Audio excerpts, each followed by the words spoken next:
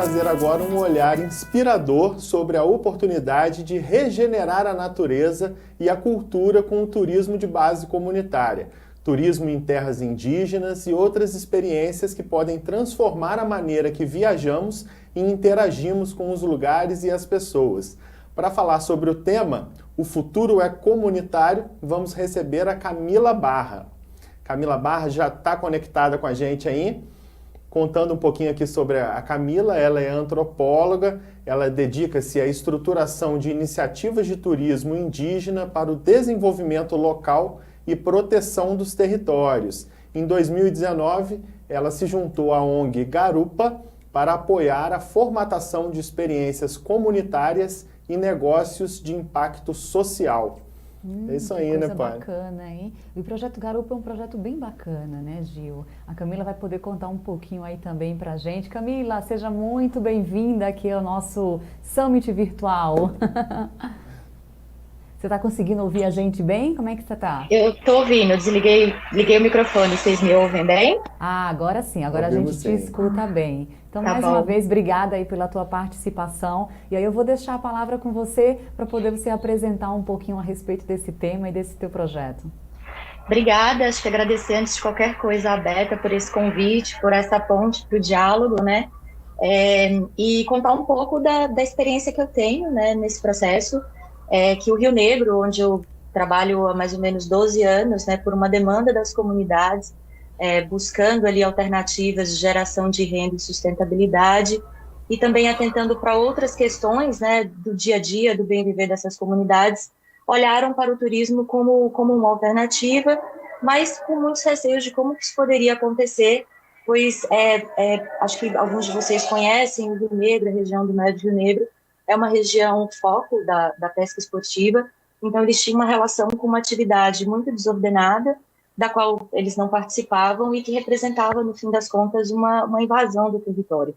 Então, nesse processo e pelo interesse deles de ordenar, de criar formas, que eu comecei esse trabalho. Na época eu trabalhava no Instituto Socioambiental, no ISA, uma ONG, parceira nessa região há 30 anos, e foi possível pensar junto com eles o que poderia ser esse turismo.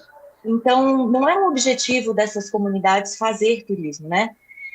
Então, como que essa ferramenta também virou uma resposta para essas questões deles, maiores, de manejo da pesca, de gestão do território, e como que isso possibilitou, por exemplo, que eles formatassem um modelo, né, de turismo de pesca diferente, e a partir disso eles pudessem viabilizar o monitoramento e a proteção do território e a geração de renda compartilhada com essas comunidades que faziam parte, né, dessa abrangência.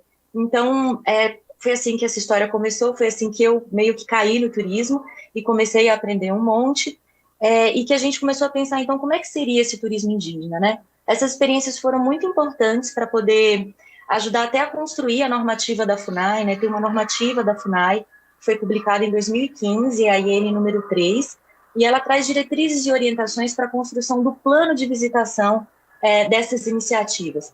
É uma forma de apoiar também e de orientar que passos devem ser seguidos e que preocupações a comunidade pode ter para desenvolver, de fato, uma iniciativa que seja de base comunitária. Então, isso serve, obviamente, para as comunidades indígenas, mas é importante a gente ter esse olhar também para outras experiências comunitárias, com comunidades extrativistas, ribeirinhas, com quilombolas, porque a perspectiva de como essas comunidades se organizam, né, como que elas decidem, como que elas se preparam para oferecer uma experiência de qualidade, tem a ver com a forma que elas se organizam também, né? Então, como é que você também promove o interesse deles de desenvolver um roteiro, né, a aproximação deles para conhecer operadores parceiros tão importantes, né, para poder fazer o negócio funcionar, mas como é que isso acontece também nessa dimensão do que eles também têm para ofertar, né? E a ideia, só contar um pouco para vocês como é que essa trajetória aconteceu e dividir com vocês 2 exemplos também muito especiais de vivência, né, que estão já rodando, né, num formato de imersão, né, de expedições de experiência, e outro que está se estruturando também para talvez a gente trocar uma ideia e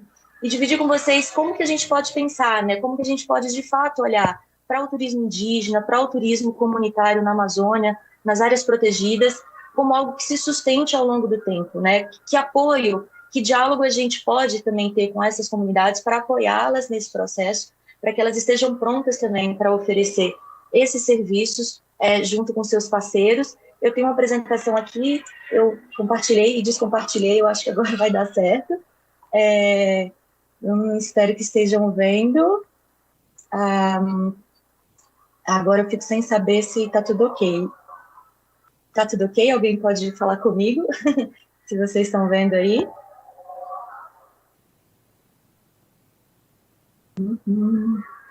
Será?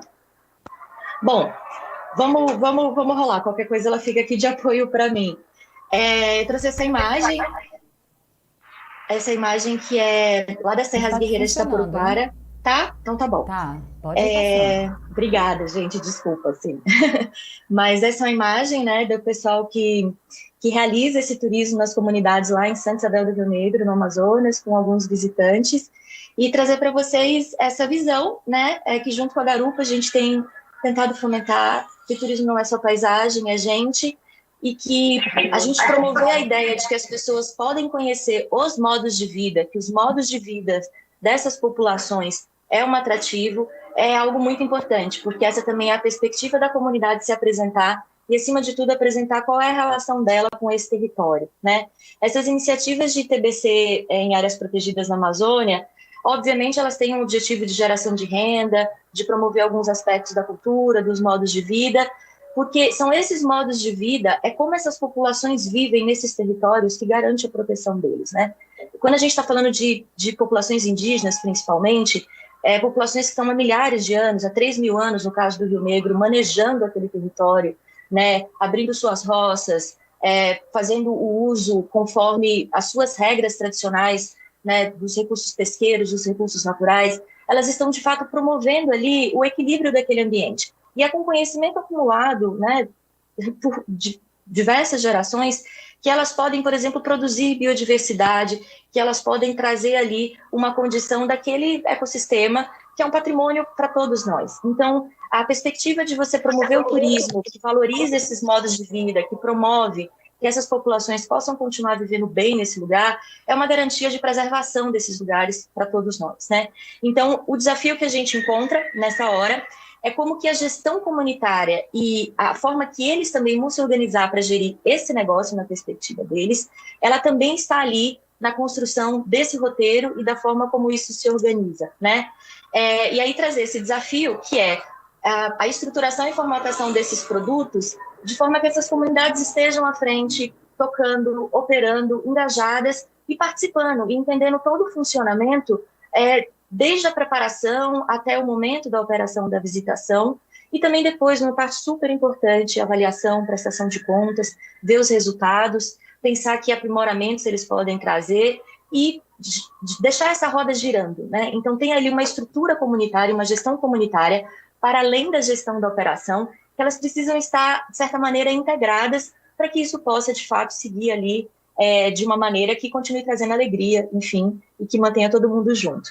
E aí eu vou falar desses dois exemplos. Essa é a Cachoeira Salto Belo, e na aldeia Sacre 2, é o território Halite Pareci, no Mato Grosso. É um lugar incrível, maravilhoso, né? E vou falar do exemplo dos Halite Pareci, no Mato Grosso, e das Serras Guerreiras de Itapuruquara, que eu mostrei aquela primeira foto no Amazonas.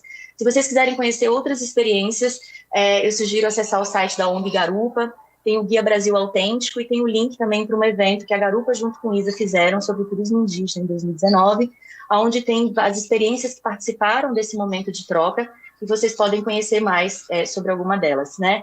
E aí trazer um pouco essa visão, né, da formatação desse roteiro, do que essas comunidades estão oferecendo para o visitante, é que não é apenas é duro, né, mas é tudo isso, né, essa paisagem, né, é maravilhosa, mas os usos e os significados dessas paisagens dos modos de vida e como que esses modos de vida estão intrinsecamente ligados para essa paisagem poder existir. Então, é um pouco nessa perspectiva de uma vivência que possibilite também ao turista entender essa relação e entender essa conexão e poder também se conectar com ela. E aí eu queria fazer uma pausa para a gente conversar sobre Não Existe um Índio, né? O Brasil tem mais de 350 etnias, são aproximadamente 180 línguas faladas ainda hoje, eles são diferentes, as organizações internas de parentesco, de quem casa com quem, de quem viaja para onde, e como que eles se relacionam com esses biomas. Então, cada povo é um conhecimento, é uma forma de organização, e é isso que possibilita, por exemplo, o turismo indígena ser assim, um potencial fantástico para dar a dimensão da diversidade que a gente tem no nosso país, de natureza e de cultura. Sobre o turismo indígena, aí novamente Serras Guerreiras de Itapuruquara, trazer essa perspectiva dessas populações que já estão, de certa maneira, muitas delas inseridas na nossa economia, inseridas também pela pressão de acesso ao território, de invasões, de ameaças, e a tentativa delas de alinhar, né, a geração de renda com a condição delas estarem mais seguras e fortalecidas na proteção do seu território e dos seus modos de vida. E o turismo de base comunitária, que é o que é determinado pela FUNAI na hora de você olhar para a estruturação de uma iniciativa de turismo indígena, é que seja de baixo impacto, né, que seja olhando para a perspectiva de um turismo responsável, né? Então, tem um vídeo, mas o pessoal acha que fica a qualidade talvez meio ruim de passar, mas aí eu vou sugerir para vocês ver esse vídeo e essas imagens lindas dos Halit Pareci no YouTube da Garupa. Vocês podem encontrar esse vídeo do Encontro de Mundos. É um videozinho de 1 minuto e meio que apresenta um pouco da paisagem, das casas tradicionais, das vestimentas e deles, né, com suas crianças, com suas formas de vida, convidando para o que virá a ser uma expedição experimental, onde eles vão fazer um teste com visitantes, com o apoio da Garupa, é uma parceria local com a TNC, a The Nature Conservancy, e a OPAN, a Operação Amazônia Nativa. Eles trabalham com os Halit Pareci em projetos de gestão territorial, e pela demanda dos Pareci para aprimorar o seu turismo e para regularizar, para construir o plano de visitação e aprovar na FUNAI, passo importante para estar tudo certinho, eles poderem estabelecer parcerias comerciais. Então, a ideia é promover que eles possam conhecer um outro público. Eles já recebem visitantes locais, majoritariamente, para uma contemplação das cachoeiras, mas a expectativa deles de poder apresentar a cultura, de poder estruturar, né, uma vivência onde eles hospedam, onde eles ofertam o seu alimento tradicional, essas expedições pretendem promover esse teste para que eles possam avaliar, ajustar, então definir os roteiros e a forma com a qual eles querem trabalhar nesse turismo. E trazer para eles essa perspectiva de um outro público, de novas parcerias. Então, eu estou contando aqui um tanto desse trabalho que eu faço, né, como consultora, e especialmente com a Garupa, nesse processo de estruturação, de apoiar a comunidade para ela entender os seus potenciais, para ela poder vislumbrar o que ela gostaria de colocar como atrativo, o que isso traz para ela também na perspectiva de troca, né, de poder promover o envolvimento dos jovens, de mulheres, das próprias crianças, de falar a língua, de trazer os alimentos, mas como que eles podem trazer essa dimensão do modo de vida deles para a vivência e poder oferecer essa experiência única, absolutamente única e autêntica para os visitantes. Então é um processo de entender o que é o turismo, de entender as possibilidades e de olhar também para a forma como eles se organizam para entender como que aquele roteiro vai fazer sentido na rotina deles, no calendário tradicional deles. Então, o calendário é sempre uma questão, eu vou falar um pouco disso mais para frente. Quem quiser conhecer essa experiência pode acessar o site, é o site para se inscrever, para poder participar da expedição, para poder conversar com os Halit Pareci. E Serras Guerreiras de Itapuruquara, que é um processo de estruturação que começou mais ou menos em 2016, né, uma diretoria jovem da associação, de jovens professores indígenas, estavam muito preocupados porque os jovens não estavam mais colocando roça, né? As populações indígenas, as etnias do Rio Negro, a grande parte delas são agricultores. O sistema agrícola tradicional do Rio Negro é um patrimônio da cultura brasileira e foi reconhecido pelo MINC em 2010. E havia uma preocupação deles de que esse conhecimento se perdesse, que ele pudesse ser esquecido. E a perspectiva deles de olhar para o turismo e para a possibilidade de trazer esse conhecimento, de trazer a sua alimentação para uma atividade também que gera renda, e obviamente para ser elogiado por todo mundo que tem o prazer de experimentar essa culinária milenar, já trouxe inclusive resultados nessa perspectiva dos jovens estarem mais próximos. Então, a estruturação do roteiro e pensar o que seria essa vivência para conhecer o Médio Rio Negro e essas comunidades tinha a ver com esse aspecto super importante que eles sentiam a necessidade de poder apresentar e manter vivo, e manter aqui a localização, né, das Serras Guerreiras de Itapuruquara, no noroeste amazônico, e Quem quiser também ver, tem um videozinho curto do ritual do Dabucuri.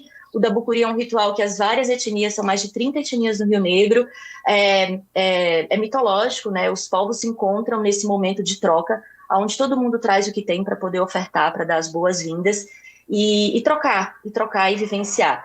Então, o Dabucuri da comunidade Boa Vista, né, são da etnia Nadebe, eles realizam esse ritual, essa apresentação, e os visitantes começam, a partir do Dabucuri, a conhecer a experiência de troca e de vivência entre as comunidades. As paisagens do Rio Negro, obviamente, lindíssimas. Aqui, uma visita na roça, conduzida pelas mulheres. O conhecimento da roça é um conhecimento feminino. Então, só para trazer para vocês que quando as comunidades têm a informação e o apoio para formatar um produto que vai trazer a perspectiva delas também para a visitação, essa é a garantia da coisa ser autêntica e dela fazer sentido para as comunidades também. Porque a gente sabe que é um desafio muito grande, tanto pela comunicação entre parceiros e as comunidades, como é que você mantém esse link, essa conexão. Então, essa perspectiva de poder ter as comunidades construindo o seu roteiro, ela faz toda a diferença, e os resultados e a satisfação dos visitantes nesses 3 anos, as primeiras expedições foram em 2017, de poder vivenciar, de poder aprender com eles, como é que eles fazem esse artesanato, poder conversar, poder experimentar. Então, é um roteiro que foi pensado para dar essa dimensão dos vários aspectos da vida dele, muitas refeições ao longo do dia, e essa troca, né? Essa troca o tempo inteiro. A relação com as crianças, a relação com a comunidade, entre os feedbacks, né, e a avaliação dos visitantes, todos se sentindo muito transformados por essa experiência.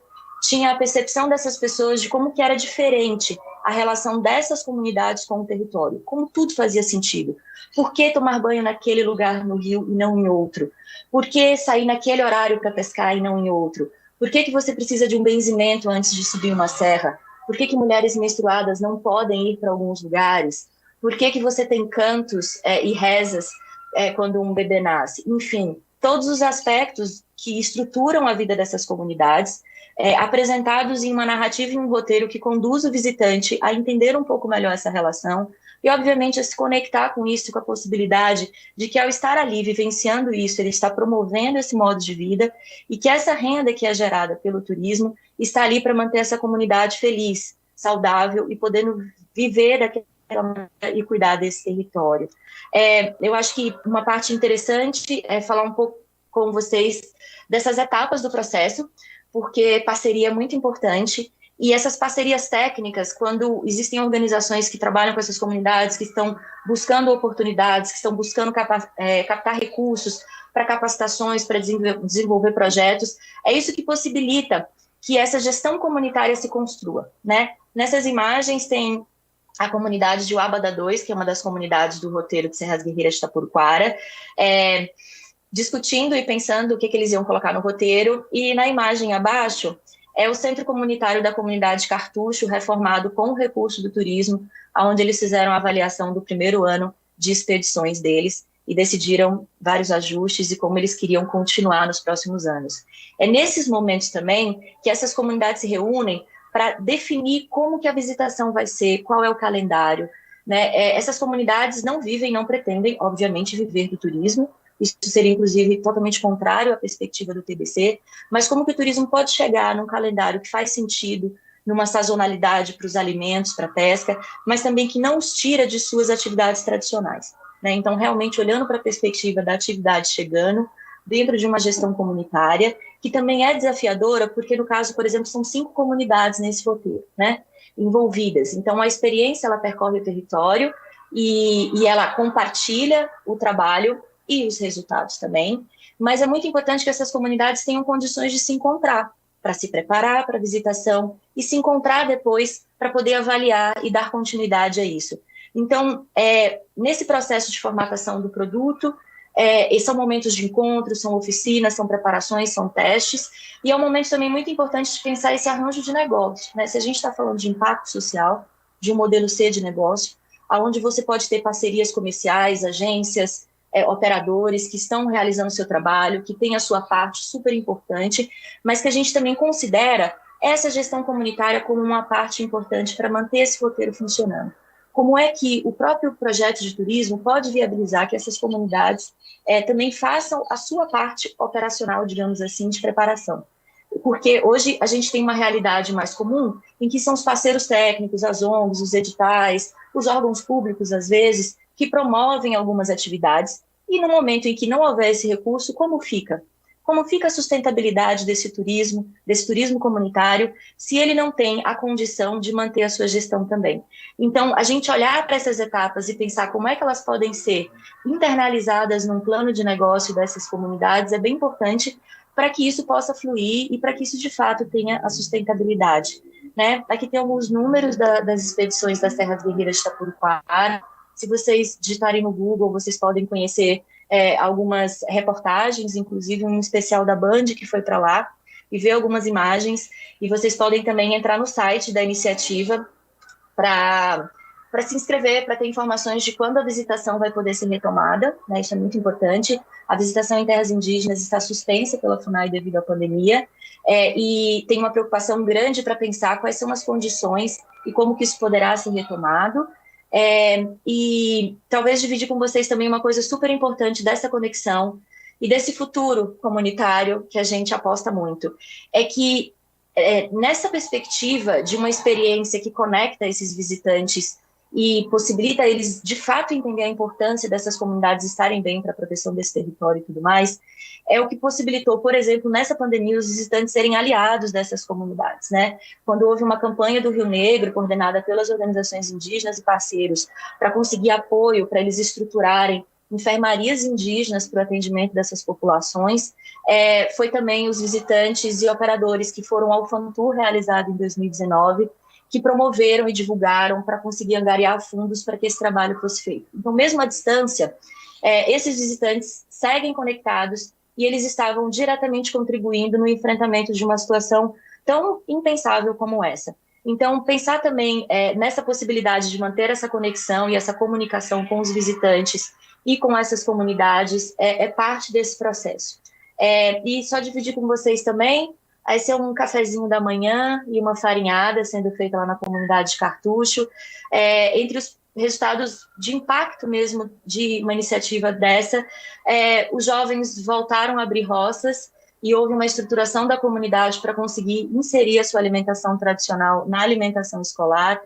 Teve um impacto imenso na autoestima e na valorização deles em relação aos seus próprios alimentos, contra os incentivos de enlatados e outras comidas que as próprias prefeituras enviam para a merenda escolar nessas comunidades. Uma compreensão genuína desses visitantes, né, dessa relação dessas comunidades com esse território, da natureza e da cultura, como isso é indissociável. Por isso também a gente fala de turismo indígena e não de etnoturismo e ecoturismo. Essas dimensões estão totalmente brincadas quando a gente fala de comunidades indígenas. E essa possibilidade do engajamento desses visitantes, dessas pessoas, na proteção dos territórios e na defesa desses direitos coletivos tão ameaçados atualmente. E, obviamente, uma renda e um desenvolvimento local que estruturam, que fortalecem esse modo de vida dessas comunidades.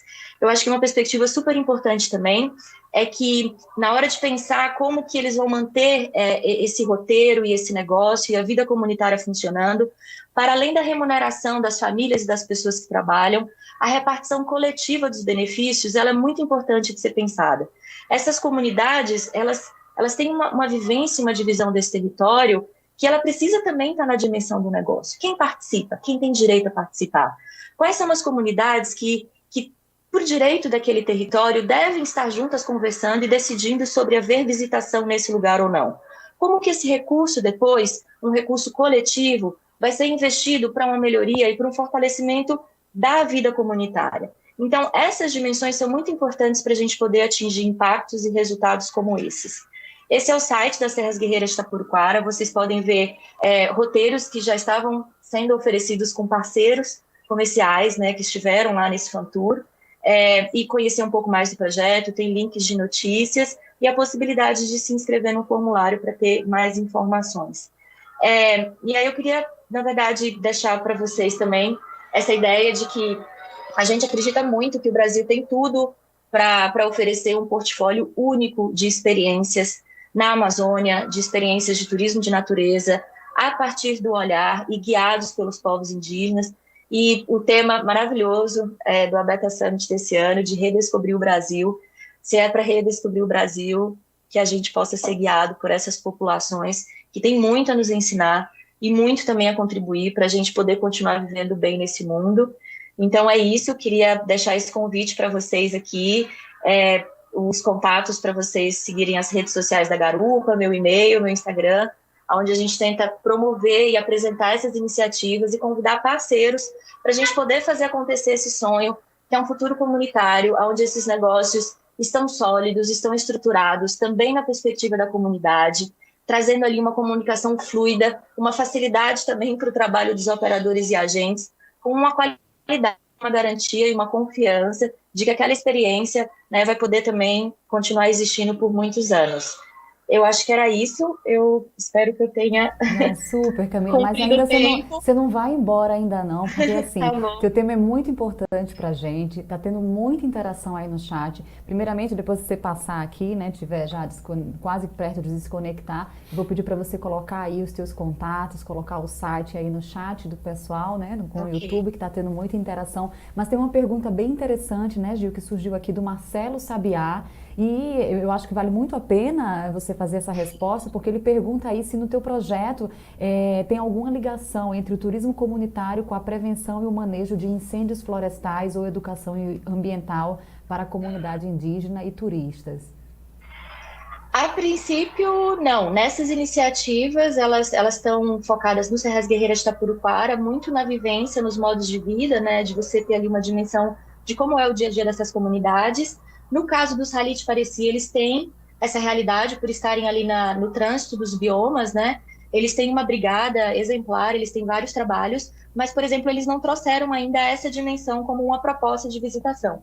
Vou compartilhar com eles essa ideia, né? Essa possibilidade, porque eu acho que é um pouco isso, né? Eu acho que a gente também, como visitante ou como entusiasta das experiências, a gente tem muitas ideias, mas a gente também tem que segurar um pouco a ansiedade e entender o que essas comunidades também estão prontas para apresentar para a gente, né? Porque tem também conhecimentos que não devem, enfim, ser divulgados e tudo mais, mas eu achei a ideia bem bacana, e a perspectiva é um pouco essa, né? É como é que você vai trazendo essa vivência e esses aspectos da cultura para entender essa relação com o ambiente e o manejo dele nessas diferentes frentes. Eu espero que eu tenha respondido. Muito legal. Certeza, então Camila. fica aí, Marcelo, a resposta para você que está acompanhando. Então, Camila, Obrigada demais. Beijo, muito obrigada. Cuide-se, obrigada aí por ter participado com a gente aqui no Abeta Summit.